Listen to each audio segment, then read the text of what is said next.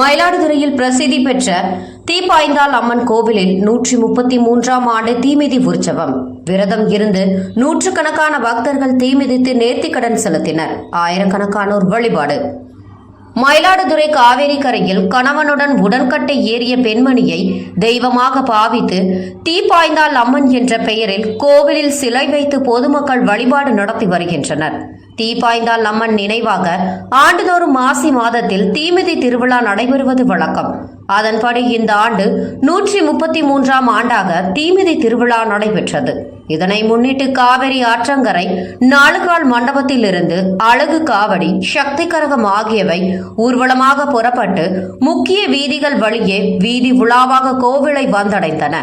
கோவிலின் முன்பு அமைக்கப்பட்டிருந்த தீக்குண்டத்தில் விரதம் இருந்த நூற்றுக்கணக்கான பக்தர்கள் தீமிதித்து தங்கள் நேர்த்திக் கடனை செலுத்தினர். விழாவில் ஆயிரக்கணக்கான பக்தர்கள் பங்கேற்று மாவிளக்கு தீபமிட்டு அம்மனை வழிபாடு செய்தனர்.